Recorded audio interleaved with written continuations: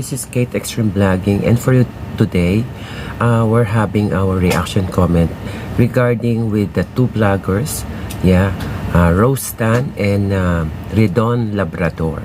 Yeah, it happens this incidents there in Coron, Palawan, where they are promoting of something else. Okay, so we can see this thing in the UNTV as I'm going to show you here at the UNTV. Okay, so actually we are all bloggers, all right? Sometimes being a bloggers is you should know your limitation. Don't feel that even that you are a millionaire subscriber is you think you are a president of the state. Okay, so you don't have to feel that way. Still, you are an influencer and a motivator to all the people who is watching and following your channels. Okay, so lumampas na po ang mga vloggers. Okay, so ipapakita po ni Kate Extreme Vlogging kung ano po ang nangyari doon po sa munisipyo ng Coron, Palawan. Kaya po ang kanilang status for today is persona non grata. Meaning to say ay hindi na po sila allowed pumunta sa Coron, Palawan. Okay, the two of them, Rose Tan and Redon Labrador, as well as the Malakas team. Okay, so ayan po, ipapakita po ni Kate Extreme Vlogging dito po sa UNTV. Okay.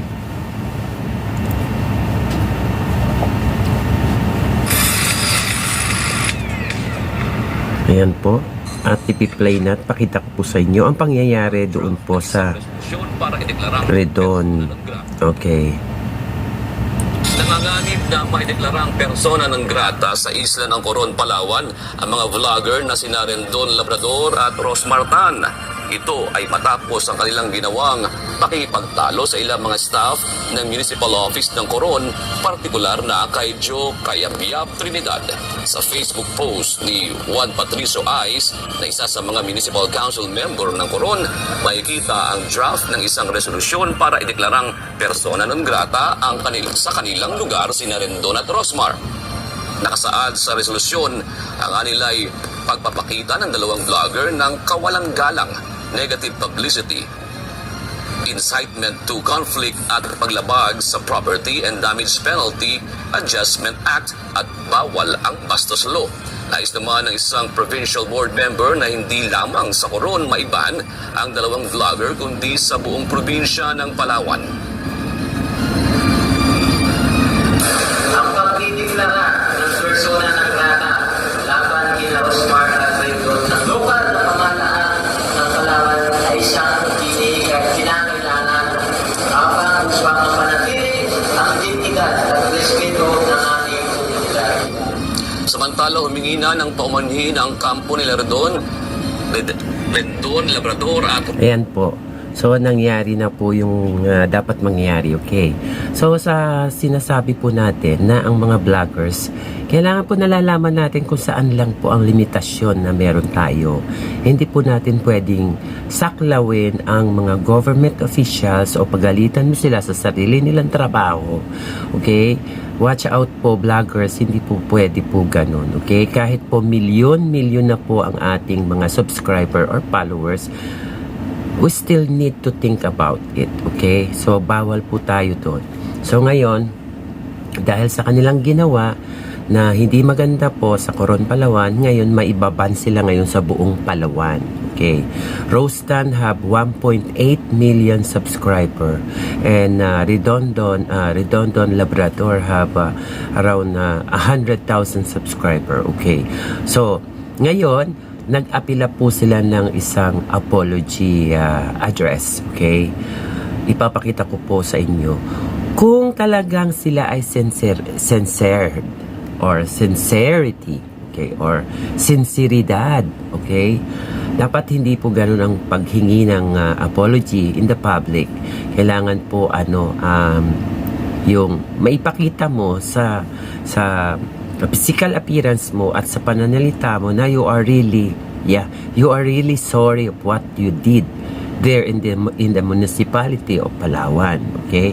So, doon po sa napanood ko is actually, yes, pinapagalitan nila yung mga staff ng munisipyo, na which is wrong. Okay? So, let's say, kulang po yung naipamigay nilang mga regalo at dapat humingi sila ng apology. Okay? Hindi na kung ano-ano pa at bago kayo maglabas ng isang video out of YouTube or out of the news, kailangan siguraduhin nyo po na it will not affect your channel or it will not affect you as the influencer. So, ayan po. Papakita po natin. At lalong-lalo na po kay Mayor at syempre po sa bayan po ng Coron, Palawan. Sorry po talaga na parang pinost ko na never again Coron. Hindi ko po sinasadya na i-generalize po kayo. Nagpadala po ako sa bugso ng damdamin at yun po yung pinakamaling nagawa ko. Kami po ay nagpapakababa sa inyong lahat na susubukan po namin na baguhin kung ano man po yung pagkakamali namin, kung sumobra man po kami. At tingin po namin na ito po ay magiging lesson sa amin as a team. At we will be better. Babawi po kami. Nagugat ang So, ayan po. Influencer sila, okay? Influencer, social media influencer, yes, YouTuber. Dapat alam nila, okay? Nandun na siya sa 1.8 million subscribers. So, dapat yung mga content na ina-upload nila, kailangan pag-isipan muna nila. At nevertheless, na mag-away sila in front of the camera. Okay? Dapat behind the scene yun. Behind the scene yun. Kasi that is a big matter. Okay? It is a big matter between the vloggers and the municipality of Palawan. So, dapat hindi na nila yun ipinablish. Ayan. So, ayan po. Ang nakakatawa lang po, yan, sa dami po ng aking na-vlog, sa reaction comment ko, it's all about vloggers. Okay? Kasi ang feeling ng mga vloggers sa Pilipinas, parang mga presidenteng nakaupo sa ibabaw ng kalabaw. Okay? Alamin nyo po kung dapat saan lang tayo nakaupo. Vlogger din ako. Pero, inilalagay ko sa tama ang posisyon ko. Hindi lahat ng lugar ay pwede mong saklawan. Unless kung ikaw ay magpapaalam. Unless kung ang iyong hangarin ay mabuti. Okay? So, doon pwede kayo. In regards of people's community, yes, na meron kayong masasaktan na munisipyo or lugar or tao, yes, pag-isipan nyo muna bago nyo i-upload. Yes. Sa dami po ng content creator sa Pilipinas, okay? All the time you have to think safety. Safety first before hurting others' feelings. Okay. So ayan po si K-Tex Rim, magpapalabas pa po ako na tingnan nyo po kung talagang sila ay sincere sa kanyang mga sinasabi sa paghingi ng apology. Otherwise, they are persona non grata, not welcome anymore in the whole Palawan. So, ito po, ipapakita po natin itong pong video clip ni Rostan at ni Ridon Labrador. Okay? Namin. Look at it. Humingi po kami ng dispensya gawa ng nagpadang kami sa emosyon. Sa video na yan, humingi ng paumanhin sila Rosmar sa nakasagutan nilang staff na si Joe Cayabyab. Nagsorry rin sila sa alkalde ng bayan at sa lahat ng mga taga-Coron. Sabi ni Rosmar, nadala lang siya at ang kanyang mga kasama sa bugso ng kanilang damdamin. Dagdag naman ni Labrador, magsisilbing aral ang nangyari para sa kanilang lahat. Ano kayo dito, ha? O hindi ka nabigyan? Ay, pumunta kami dito para tumulong at i-promote yung Coron. Ang kapatid na ako.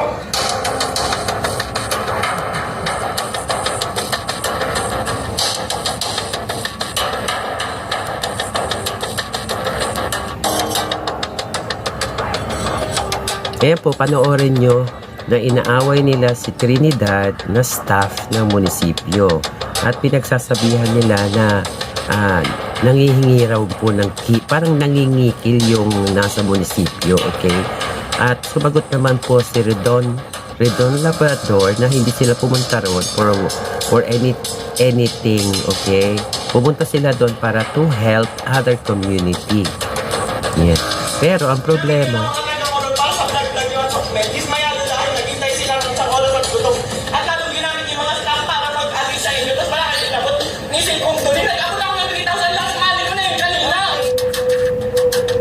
ayun po si Rostan na nagsasalita. Team Malakas.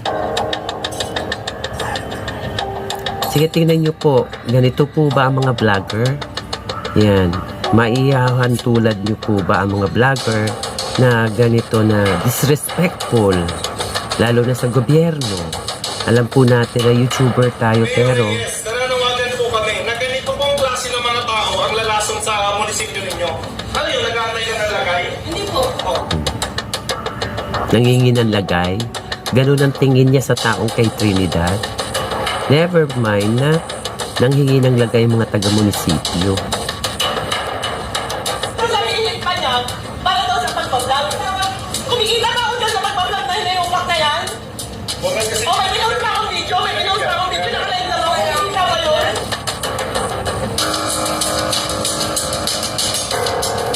Yes. This is brought to you by GMA News. Yeah.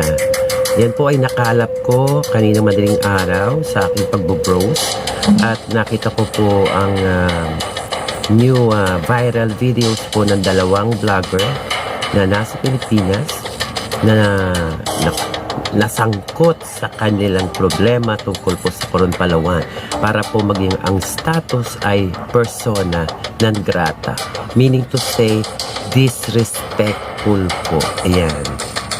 Paano po tayo naging vlogger kung tayo po'y walang respeto sa ating mga nasasakupan?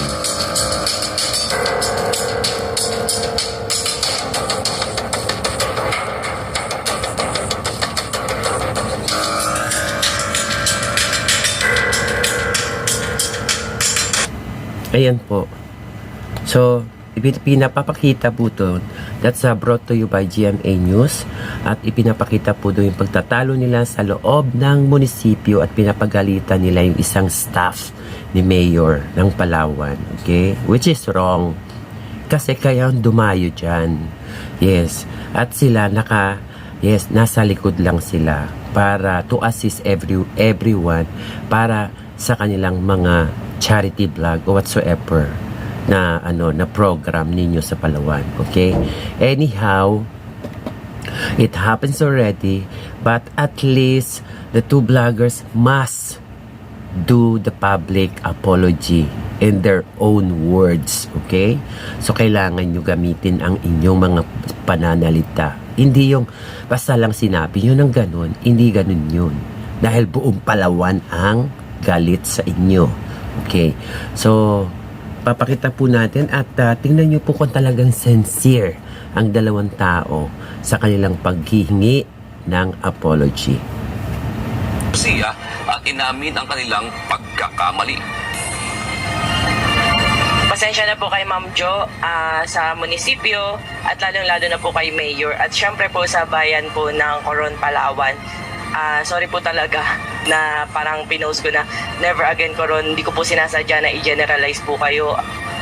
Nagpadala po ako sa bugso ng damdamin at yun po yung pinakamaling nagawa ko. Kami po ay nagpapakababa sa inyong lahat na Tingnan nyo kung yan ay namin na baguhin kung ano man po yung sincerity pagkakamali namin, apology. kung sumobra man po kami. At tingin po namin na ito po ay magiging lesson sa amin as a team. At we will be better. Babawi po kami. Nagugat ang issue matapos umanong mag-comment ang staff ng Municipal Office sa vlog nila Rendon at Rosmar kung saan inakusahan nito ang dalawa na ginagamit ang mga mamamayan ng Coron para lamang sa kanilang pagbablog. Diba? Yan po ang sinasabi ko madalas sa aking pagre-reaction comment na ang mga vlogger po ay gumagamit or ginagamit po yung mga tao sa lugar, community. Yan. Wala na po ba kayong dapat gamitin or gawin o gumawa po ng content na hindi po kayo makakasakit ng mga damdamin at gumamit ng mga tao na nasa paligid nyo kay mahirap, kay basura, kay nakatura sa bundok, kay ano pa po, okay? Wag na wag po nating gawin yon mga vloggers, okay? Kung gusto nyo pong maging sikat, okay? Kung gusto nyo pong maging sikat at kilalang vloggers, magpakita po kayo na kayo po ay isang huwaran na vlogger, okay?